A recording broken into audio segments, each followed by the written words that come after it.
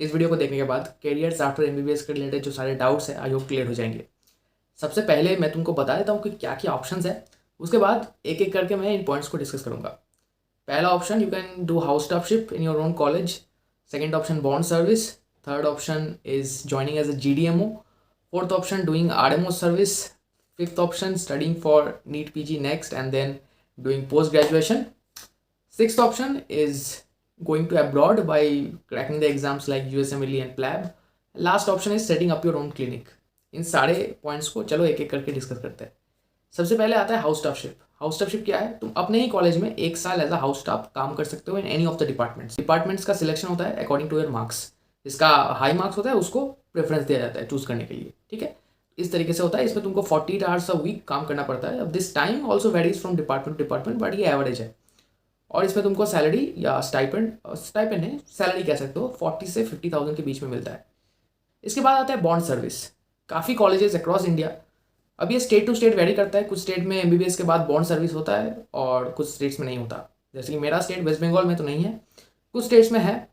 उसे rural bond service कहा जाता है। रूरल एरियाज में तुमको एक कंपलसरी टर्म ऑफ सर्विस देना पड़ता है। उसका सैलरी अराउंड 60 से लेकर 70,000 तक है और ये कंपलसरी सर्विस है, तुमको करना ही पड़ेगा after MBBS. Now let's go to point number 3, GDMO। GDMO मतलब in any of the government hospital you can join as a MBBS doctor. GDMO का सिलेक्शन कैसे होता है? ये अकॉर्डिंग टू गवर्नमेंट नीड होता है। जब गवर्नमेंट का नीड होता है तब रिक्रूटमेंट आता है, न्यूज़पेपर में पब्लिश होता है, उसको देख के तुम अप्लाई कर सकते हो और तुम्हारा जब सिलेक्शन हो जाएगा you can join as MBBS doctor, that is a GDMO। GDMO का average salary 70,000 in West Bengal. इसके बाद बात करते हैं अबाउट RMO सर्विस। RMO क्या है? In any of the government और private hospitals you can work as a RMO and in this you are paid on hourly basis. मतलब तुम जितने घंटे काम करोगे you will be paid according to that. इसके बाद आता है हमारा नीट PG या नेक्स्ट, जो अभी रिप्लेस हो चुका है। और एक न्यूज़ तुमने शायद सुना होगा कि फाइनल ईयर का जो नेक्स्ट होने वाला था that has been deferred and no further notice has been published. तो एक ऐसा अभी अनसर्टिनिटी भी आ गया है रिगार्डिंग नेक्स्ट, ठीक है। बट हमारे बैच के लिए 2020 बैच के लिए तो नेक्स्ट होगा, दैट्स फाइनल। तो मैं अब क्या करता हूँ ना, अभी मैं नेक्स्ट के लिए प्रिपरेशन करता हूँ from the PW merit app.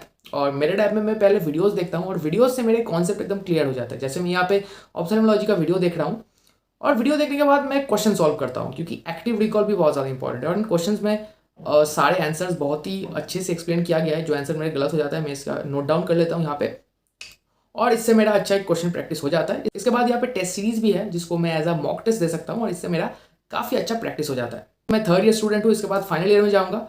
तो हर एक ईयर के लिए यहाँ पे कोर्सेज अवेलेबल है in the PW merit app at affordable prices. तो मेरे जो फर्स्ट ईयर और सेकंड ईयर के जूनियर्स हैं उनको भी मैं ये सजेस्ट करना चाहता हूँ। और अगर तुम इनका सब्सक्रिप्शन परचेज करना चाहते हो तो you can use my code Devankur, इससे तुमको 5% ऑफ मिल जाएगा।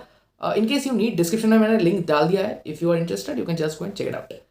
तो इसके बाद चलो जो बात कर रहा था अबाउट नीट PG या नेक्स्ट, तो ऐसे तुम प्रिपरेशन तो कर लिए। इसके बाद जब तुम नीट PG क्रैक कर लेते हो उसके बाद तुम्हारा सैलरी होता है अराउंड 60 से लेके 70,000। In West Bengal it's about 50 to 60,000, but in more states like Delhi, Haryana it's a bit more, ठीक है। तो ये हो गया तुम्हारा नीट PG। इसके बाद very few students do this, they choose to study abroad. If you want to practice in US you can give the USMLE।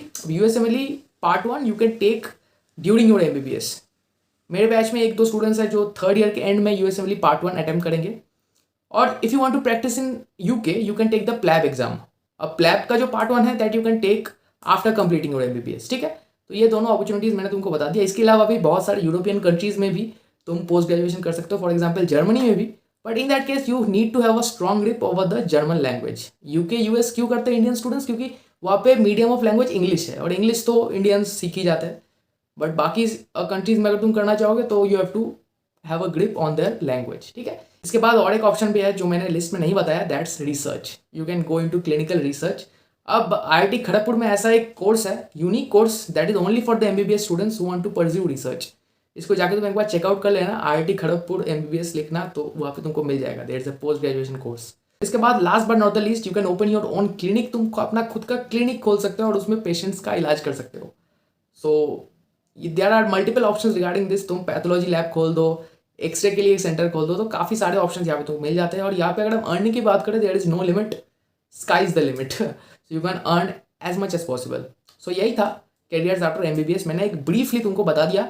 अब इन पॉइंट्स को गौर करके तुम इंटरनेट पर सर्च करो, रिसर्च करो, अपना रिसर्च खुद करो, ठीक है, उसके बाद ही तुमको प्रॉपरली मिलेगा कि हाँ एमबीबीएस के बाद मुझे एक्चुअली करना क्या है।